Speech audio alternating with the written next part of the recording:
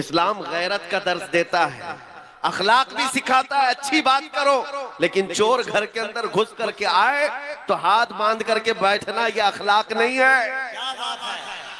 چور کی گردن پکڑو، اس کی ہاتھ پکڑو، یہ غیرت ہے۔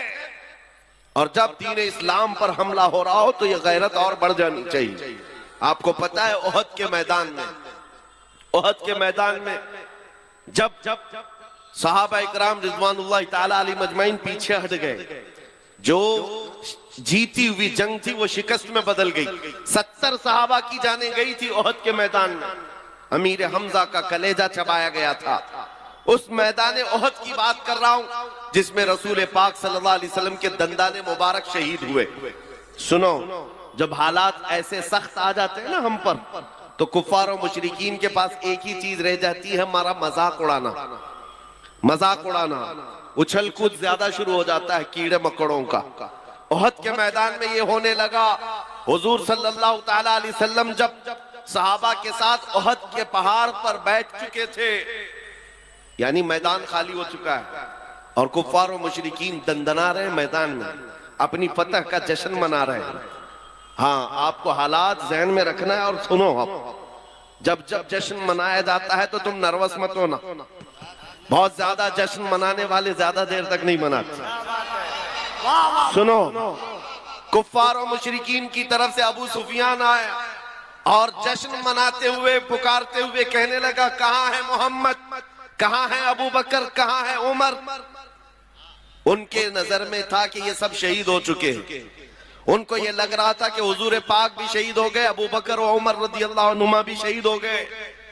وہ کفار و مشرکین کے درمیان نعرے لگا کر کہہ رہے تھے، میرے عزیزو، حضور زخمی تھے، نبی پاک صلی اللہ تعالی علیہ وسلم کے دندان مبارک سے خون بہ رہا تھا، صحابہ موجود ہیں زخمی حالت میں، لیکن میرے آقا صلی اللہ علیہ وسلم جلال میں آئے اور کہا اس کا جواب دینا ہوگا اس کافر کا۔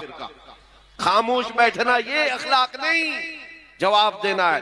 اور جواب دینے کے لیے میرے آقا نے کس کو اٹھایا؟ عمر ابن خطاب کو۔ کہا عمر کھڑے ہو جاؤ، عمر کھڑے ہو جاؤ، جواب دو۔ جب ادھر سے ابو سفیان پکارنے لگا کہ کہاں ہے محمد، کہاں ہے ابو بکر، کہاں ہے عمر، احد کے میدان، احد کے پہاڑ کی دامن سے سیدنا عمر ابن خطاب پکارنے لگے، یہ ہے محمد الرسول اللہ، یہ ہے ابو بکر صدیق، یہ ہے عمر، زندہ ہیں اور تیری آنکھ میں گڑتے رہیں گے۔ ادھر سے نعرہ لگایا اور مشرکین نے یہ نعرہ لگانا شروع کیا، اعلو حبل، اعلو حبل۔ حبل ان کے ایک دیوتا کا نام تھا۔ حبل کی جے ہو، حبل کی جے ہو۔ حضور نے فرمایا حضرت عمر سے، عمر جواب دو۔ حضرت عمر نے جواب دینا شروع کیا، اللہ اجل، اللہ اجل، اللہ بزرگ ہے، اللہ بلند ہے۔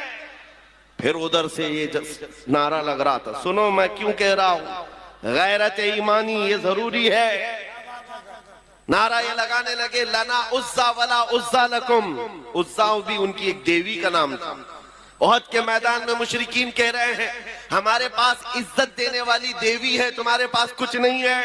حضرت عمر کو پھر حضور نے کہا جواب دو۔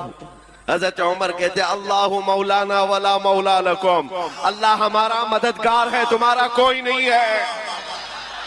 آخری نعرہ بڑا دلچسپ ہے، آخری نعرہ جس کے بعد کافروں کی زبان بند ہو گئی۔ ابو سفیان نے کہا کب تک جواب دو گے؟ عمر دیکھو ہم نے بدلہ لے لیا، برابر ہو گئے۔ بدر کے میدان میں جو پہلی جنگ تھی اس میں 70 کافر مارے گئے تھے اور احد کے میدان میں 70 مسلمان شہید ہو گئے۔ ابو سفیان کہتا ہے دیکھو برابر ہو گیا، تم نے ایک سال پہلے 70 ہمارے مارے تھے، اس سال 70 ہم نے تمہارے مارے، جنگ برابر ہو گئی۔ حضرت عمر کھڑے ہوتے ہو کہتے ہیں ابو سفیان کہاں کی برابری، کس برابری کی بات کر رہا ہے؟ کوئی برابری نہیں، تمہارے مارے ہوئے مردے دوزخ میں ہیں، ہمارے مرے ہوئے جنت میں ہیں۔ نعرہ تکبیر!